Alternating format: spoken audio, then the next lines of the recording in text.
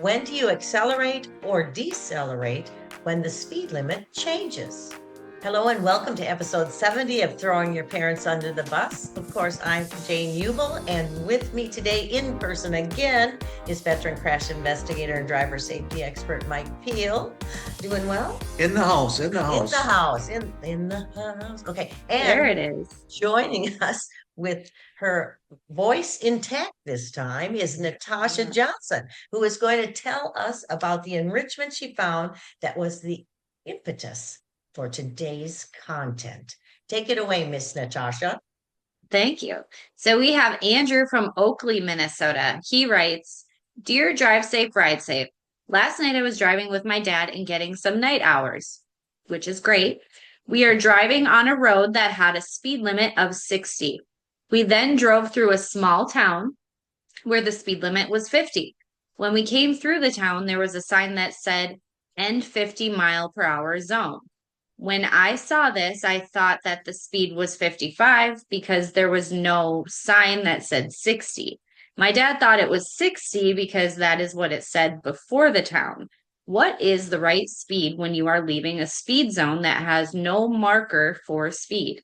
My dad and I were trying to figure out what was the right speed. Oh, well, great observation. And I'm surprised they only slowed you down 10 miles an hour. Normally it slows you to 30 or 25. And just to let you know this, the sign is the line. That kind of rhymes. The sign is the line. All right. When you hit the sign, not literally hit the sign, when you go past the sign, that is what the speed limit is. And if you notice in your smaller towns, our officers, who we appreciate a lot, are always on the other side of that sign, hidden, and they got you. So we don't wait till we get to the 30 sign or the 50 sign, and then we start to slow down. If you would take your foot off your accelerator when you see reduced speed ahead, you will usually be real close to that speed when you get to that. What are you doing now? I'm saving gas, I'm saving brakes. The more we hit our brakes, the faster your brakes wear out. The more you use your gas pedal, the more gas you use. So if you can fluctuate your speed with your gas pedal, you save a lot of money always.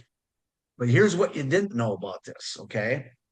A speeding ticket, whether it is 5 miles over or 18 miles over, will cost you, if you are a young person, $3,000 to $5,000 in increased insurance premiums over the next 5 years once you leave your mom and dad's policy. All right. The insurance companies are trying to change the law right now where they can use our driving record 7 years instead of 5. So right now, whatever you do today affects you for 5 years in insurance. All right. Once you have a policy, they cannot increase our rates.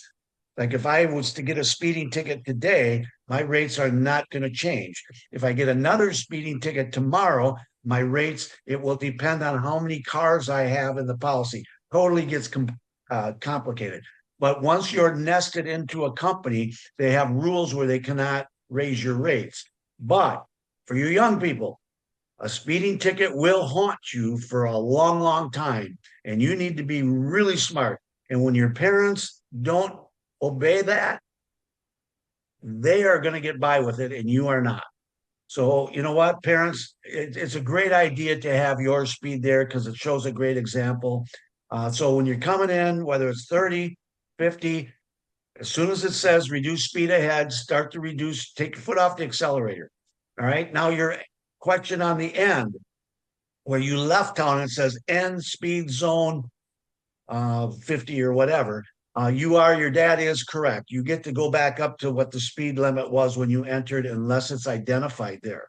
So let's say all of a sudden, because when you're out on a rural road, usually you don't get 60-mile-an-hour speed limits. It's normally a 55-mile-an-hour zone, unless it's posted. So you needed to probably have been on a state highway for that 60 to happen, because most non-state roads are 55.